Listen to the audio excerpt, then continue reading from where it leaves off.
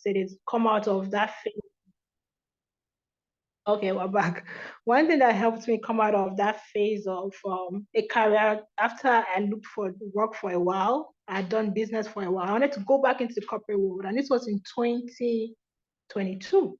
I said, I'm going to go back to work. I'm going to go back to working in a company. I've worked for myself, I've enjoyed it, but I want to go back to working with a team.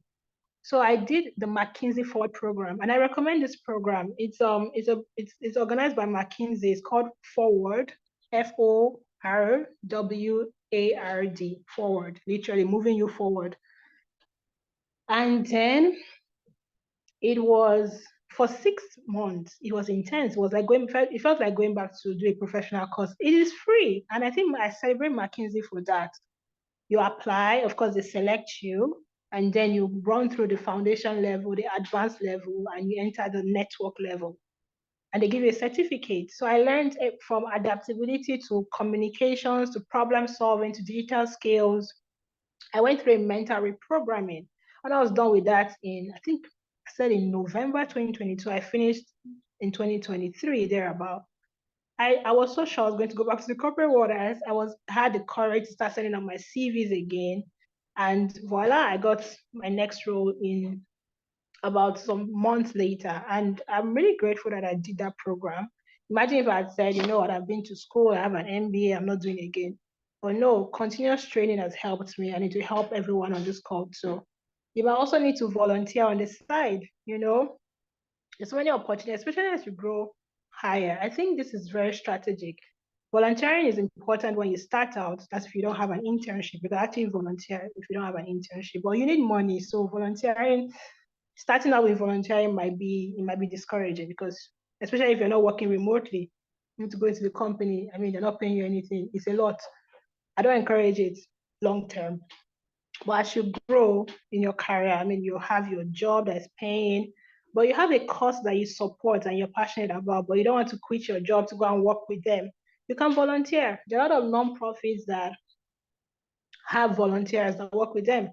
High-level nonprofits from NESG, Nigerian Economic Society Group, to NYFF, Nigeria Youth Future Fund, to AFPC, Africa Policy Conversations, to YAGA Africa. I'm talking about this point in the policy and governance space because that's where I work. That's what I currently know.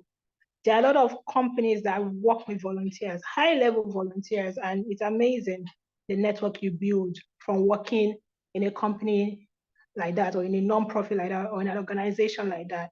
So if you have volunteer, like for example, with Datopia, I can literally say I work as a volunteer, and it forms a part of my CV.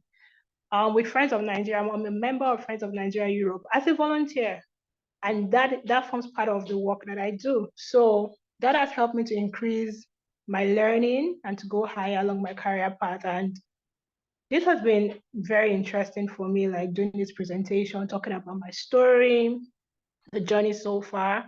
And as a mentor of Datopia, I'm going to send out my calendar with the Calendly link, so you can book a session with me. Do not hesitate to reach out via the WhatsApp group.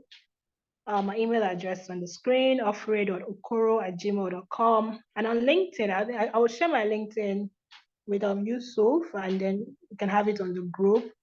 But I mean, thank you for listening. Blessing Ofure Okoro is my name, and my journey has been interesting, and I wish everyone on this call that wants to pursue a corporate career all the best. It's interesting, it's rewarding, it's also stretching, but I mean, you can make it. I mean, well, I'm still on my path, and I'm making it every day. Yeah. And yeah, thank you so much for listening. Thank you very much. Thank you. In fact, I love the storytelling because it kept me glued to my screen all through the presentation. I really enjoyed it.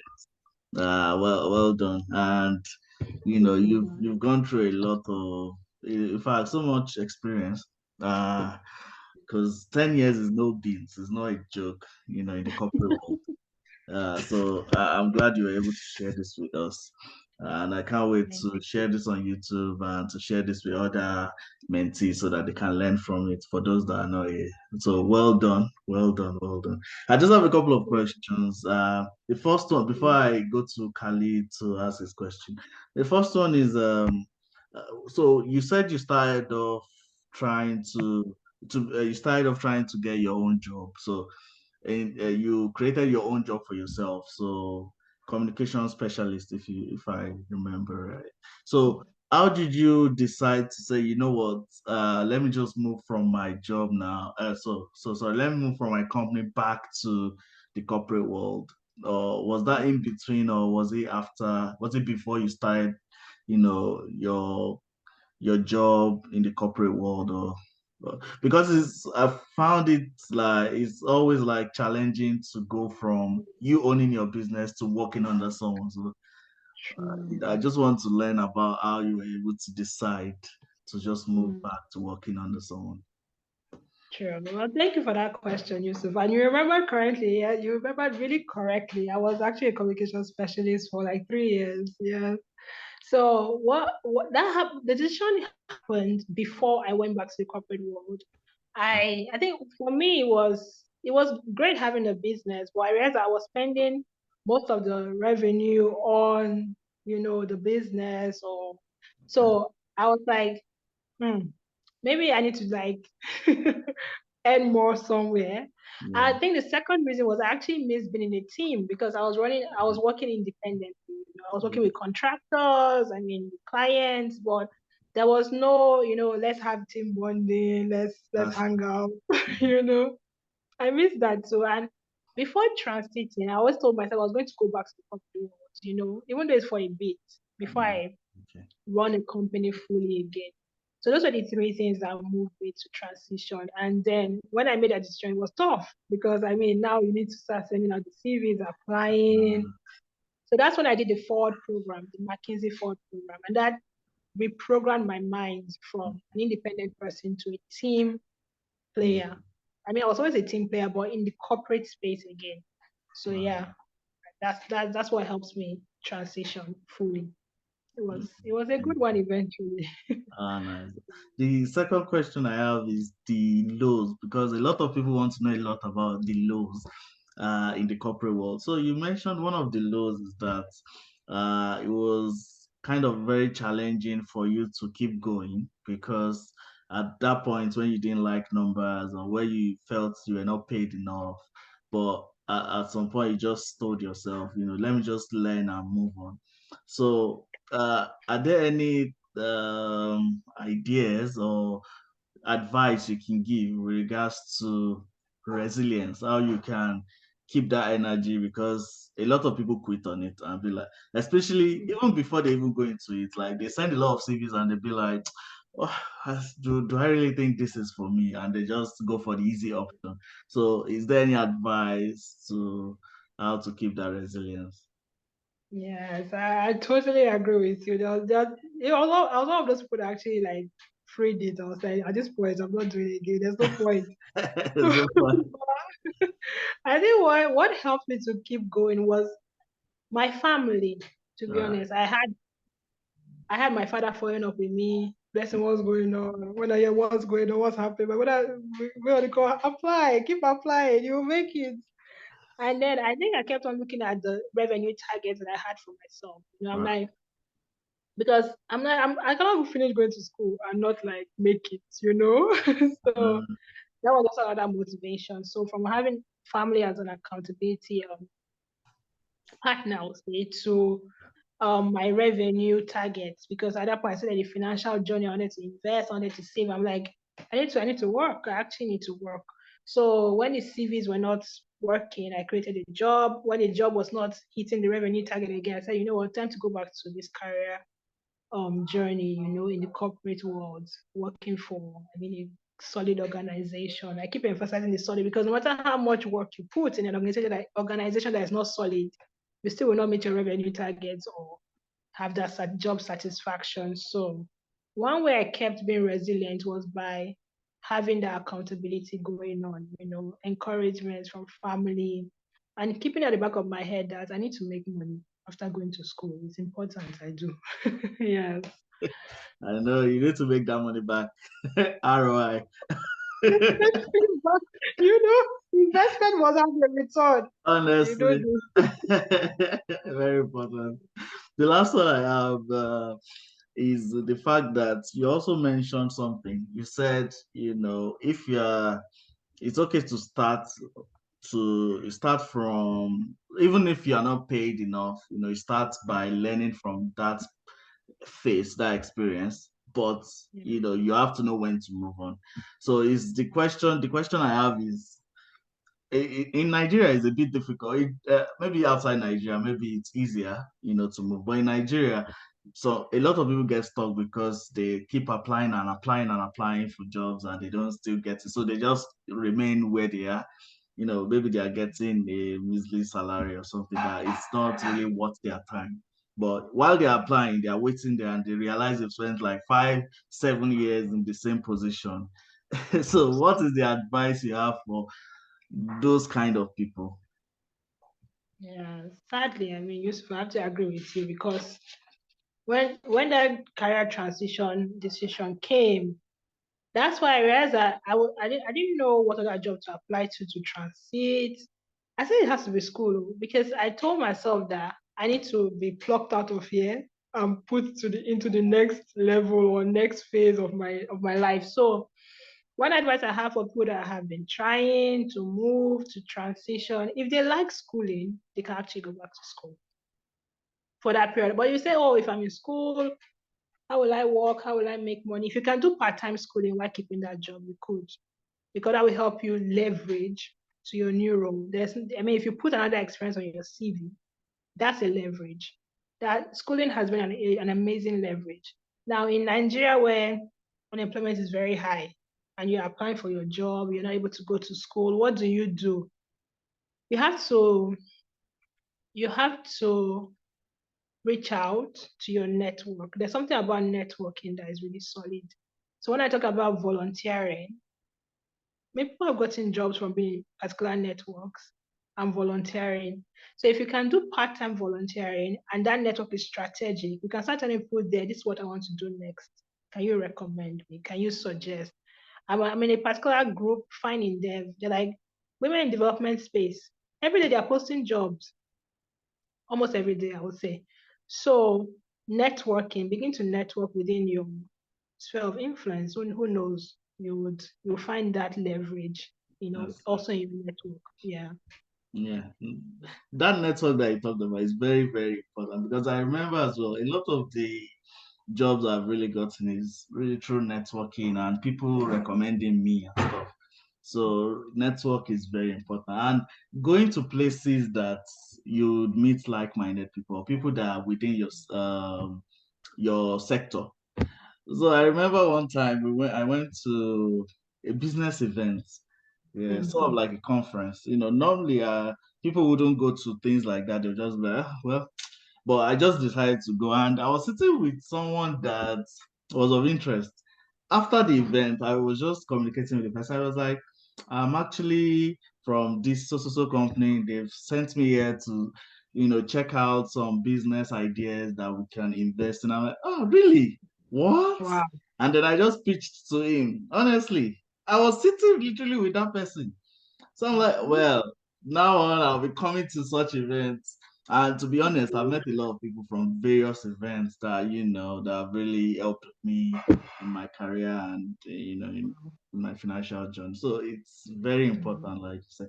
Okay, Khalid, do you have any questions? Well, thank you so much for answering my questions.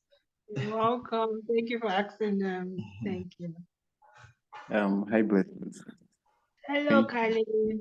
I very interesting session. I must say I had fun and I've learned a lot. Thank you. So yeah, I would just want to add a couple of things and then I would ask a question.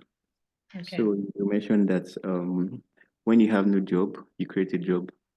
So Hmm. I would want to add to that by saying even when you have a job, there's nothing wrong with creating a job because it just helps you. It's more like a post plan for those times where you won't have a job.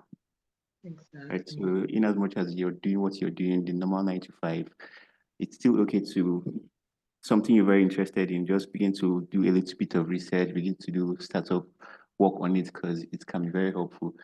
Rather than, I mean, you don't have to wait for when there's a job loss before you start pushing out for looking out to create something for yourself. Yeah, Right. that's one. And I completely agree with you that a lot of non-governmental organizations are good places to work. Because currently I work with a think tank in Abuja, and trust me, it's a good way to continue to start off your career and then learn a lot and then leverage from the experience and the network you build from being in NGOs. Right. And Fantastic. then the question I would like to ask is, so just like you mentioned that you have a lot of, aside from your normal work, you do a lot of side gigs. And I am jumping into things like that little by little. I'm just starting off my career, just finished. I graduated 2022. So I would like to know, how do you manage your time? I mean, you have your regular work, which I guess typically 9 to 5 or maybe remote, but then you still have to be on your screen for a long period of time. And then you have gigs here and there. The weekend, you want to relax. I mean, you're human at the end of the day. You want to relax, you want to unwind. And then you're working so hard. You're working 9 to 5, you're doing gigs. How do you manage your time? I just want to know how you do it. Yes, that's my question. And Thank you. she writes as well. I'm telling you, I have my people on this call, so they know me too well. So thank you so much, Khalida. Thank you for those valid contributions. You're right. Even when you have a job, you can still create one. Yeah. And then to answer your question, how I manage my time, I think my Google calendar is my friend. Okay. So I use my phone a lot. Remember I said at the beginning of the session, right? Yeah. So I plan my week before the week begins. So Okay. I kind of say, okay, I have a job, I have this business, I have this project I'm working on, I have family. So I kind of apportion what I want to do for that week to those five categories at the Okay. beginning of the week. And then as I'm doing that, I take them off the list. So when I'm done planning on paper, I then put things into my Google Calendar to block out time, to have like time blocks. Mm-hmm. So, I mean, as much as possible when I'm at work, I concentrate on the work from 9 to 5. And then during lunch break, maybe if I have a gig I'm working on, I can have a call, you know. Okay. And then from 6 p.m., I try and log off from work, except for working on an important project. I don't do that. I think it was France that trained me that way. People in France don't work they don't do overtime except you're paying them. So so I log off, like if it's 5, I'm logged off, except it's like Yeah. we're planning something and it's like is I mean it's exclusive to that period. But I'm Yeah. logged off. So I have my 6 to 8 to focus on whatever project I'm working on or gig I'm working on. Yeah. Yeah. And I try not to take on too many projects, especially when I'm in the process of working on, at work or I'm doing something really intense. If I'm doing a gig, maybe 2 max, because I have to combine my day job. So Yeah. those 3 things, planning my week before my week begins, also using my Google Calendar. calendar to block Yeah. out time so I can literally see pop-up notifications. Oh, it's time for this meeting, or it's time to write this proposal, or it's time to join this client Yeah. meeting, or it's time to, 9 to 5, I keep it to my job, and then Yeah. I log off when it's 5, and 6 to 8, I can say, okay, I'm focusing on my business, on my side gig. Mm-hmm. And I think those things have helped me to manage my time well. Yeah, my projects. And I try not to take on that's the fourth one. I have to add it. Don't take on too much. So you don't, your health is Young important, so you burnout. don't crash. Yeah. Yeah, you don't burn out. Yeah, it's true. Thank you so much, person. You're very welcome. You're welcome, Khalid. That's Thank something I'll definitely use. Fantastic. Thank you, Blessing. Welcome, Yeah, Adetaya. welcome. So, welcome, Adetayo. Thank you for having me. Thank you, Blessing. Thank you, Dr. Yusuf. I've been enjoying the chats. It's nice to be here. Thank you so much. We're glad to have you here too. Welcome. So thank you so much, Blessing, for today. You've talked about a lot of things today, which I've learned from the highs, the lows, and the in-betweens. I've learned a lot from your experience, your storytelling, which is great. Thank you so much for being here. So what we'll do is, for those that are not here, we'll send the link to this video recorded session to them. We'll send it on YouTube as well. But anyway, if you want to reach out to Blessing, she has said it. You can. She's going to definitely send us a Calendly link so that we can know your availability. We know you are busy, but please send it to us so we can always book sessions with you. Okay. With regards to writing, with regards to the corporate world, all these things that you've shared with us, we can definitely learn a thing or two from you. So thank you very much. And she's on LinkedIn as well. You can always message on the WhatsApp group. But today has been a very good day. Thank you so much. And yeah, is there any other thing you want to add to everything you've said before we end the session? Oh, wow. Well, thank you so much for having me. I mean, literally, it has been a fantastic session. I think Dr. Yusuf fits you very well because I think the last time I think you got your PhD, but congratulations. And I was celebrating the Topia team. Well done. I mean, this initiative is fantastic. I've had a lot of mentorship, especially when I started out in my career. I mean, from 2012, 2013, after graduation, and I kept that up. So this is a great platform. I celebrate the platform. I mean, you're doing a great work. Well done. And to every professional here and everyone on watch later, keep being resilient. Courage is important in the corporate world. Keep going, be teachable, and whenever you can, work for a solid company because it will give you a leverage along your career path. And thank you for having me. And if there's I no celebrate job, everyone. create your own job. You are blessed and create your own job. Yeah. All right, guys. Thank you so much for today. Thank you for coming in. Thank you very much. All right. Take care, guys. Have a lovely weekend. All right. So, Bye, everyone. bye. Bye. Bye.